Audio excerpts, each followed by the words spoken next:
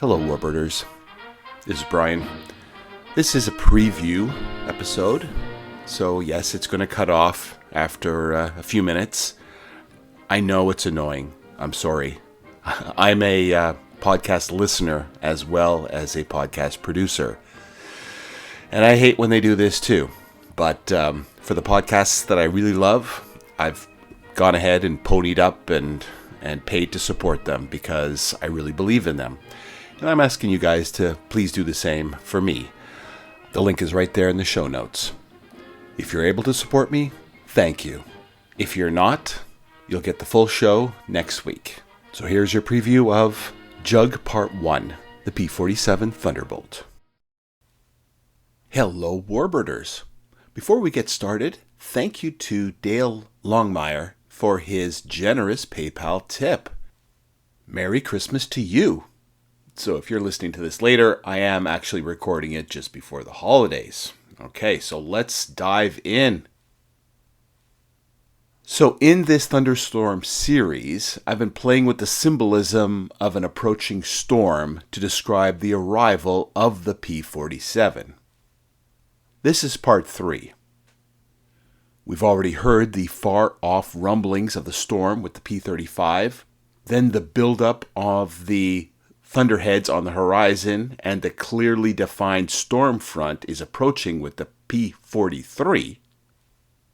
But you know how just before a storm sometimes you have this moment of calm when everything is just still and quiet before the gust front hits?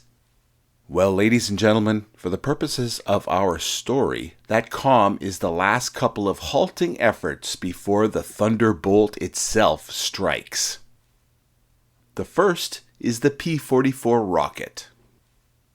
So this one doesn't merit an episode all to itself for a bunch of reasons. It was never built, it never flew, and it doesn't even have a storm-based name.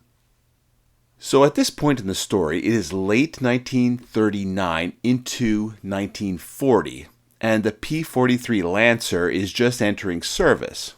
On paper, it's a respectable high-altitude interceptor. In the real world, it's a stopgap at best. But over at Republic, they weren't just sitting idle.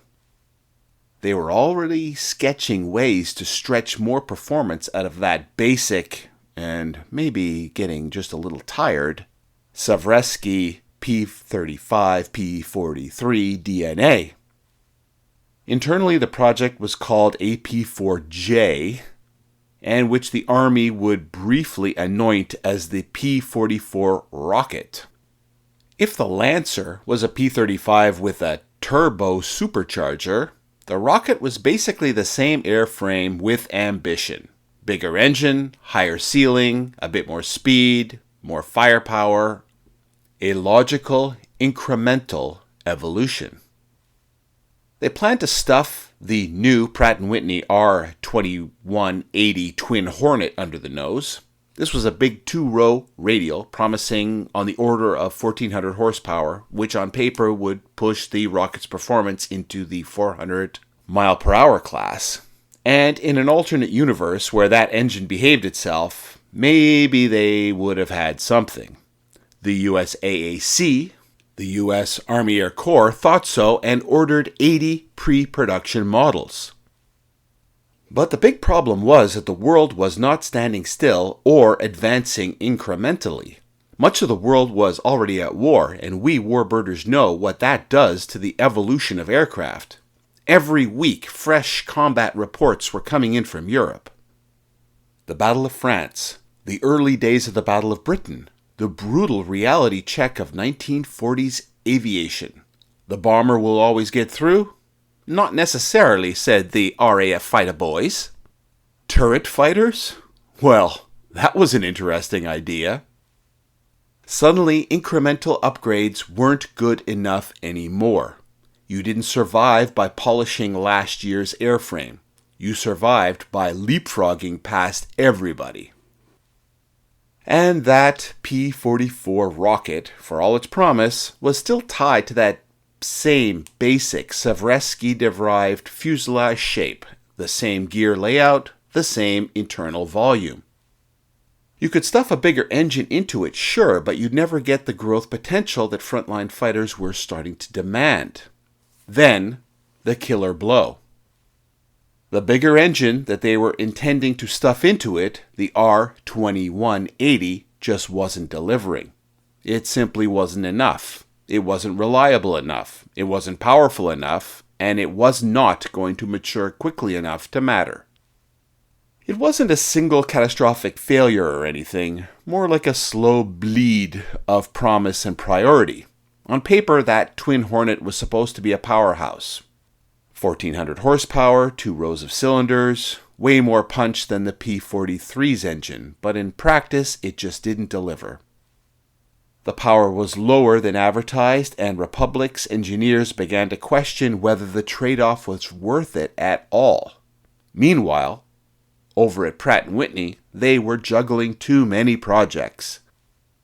The R-2180 was just one of many babies, and the executives just didn't feel confident enough dedicating the kind of resources that it needed to really mature. Especially when Wright's R-2600 and others were breathing down their neck. In short, the R-2180 wasn't broken in one terrible way, it was just never good enough, fast enough, or timely enough to justify slotting into a frontline fighter. So, Pratt & Whitney quietly shelved it after building only 30 examples. So without that engine, there was no rocket. And without the rocket, there was no reason to keep polishing the old Seversky bones. The P-44 rocket was cancelled before even building a prototype, and the order for 80 units was tossed in the trash. So damn. Now what? Oh, warbirders, we're getting so close. On August 1st, 1939, Cardvelli proposed what they called internally the AP-10 Lightweight High-Altitude Interceptor. Still searching for an engine, Republic decided that the AP-10 was to be powered by an 1,150 horsepower Allison V17-1039, a 12-cylinder liquid-cooled inline engine. I know. Imagine the jug without the big radial? It just seems wrong.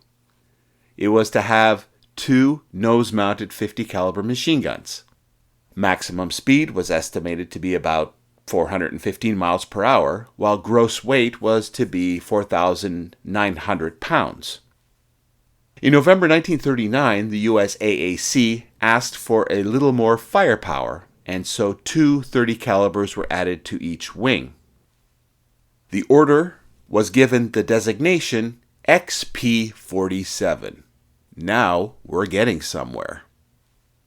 But early in the new year of 1940, shocking combat reports from the war raging in Europe indicated that, as is, the proposed XP-47 was going to be far inferior to Luftwaffe fighters.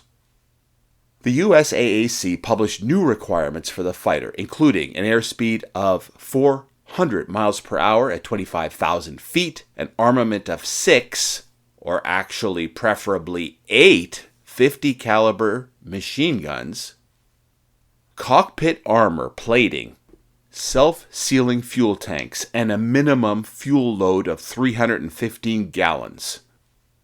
Looking at those sobering requests, Republic scrapped the existing plans for the XP-47, which they now called the XP-47A. Now, here's the funny twist. This cancellation didn't feel like a defeat at the time. It was more like a release or a liberation. Alexander Cardvelli had already started sketching ideas for a much bigger, much wilder machine, something that wasn't shackled to the old P-35 lineage at all. Something that could take a massive turbo system, oceans of fuel, and the largest radial engine Pratt & Whitney could build. So, Republic was suddenly free to take a huge creative leap. The next airplane on the drawing board wouldn't be a better Lancer. The baby got thrown out with the bathwater. Cardvelli began an extensive redesign of the aircraft. It would be something entirely new. It's time for the Thunderbolt to strike. To start from scratch, Republic made a bold decision. They were going to build the airplane around the engine and the turbo supercharger, not the other way around. So the Allison inline engine was swapped out for the 2,000 horsepower turbo supercharged Pratt & Whitney R. So Warbirders, thank you for listening to this preview. If you want to listen to the rest of the story, it's over a half an hour of more content. Please join us over at Patreon. The link is right there in the show notes. Otherwise, it'll be here next week. Until next time.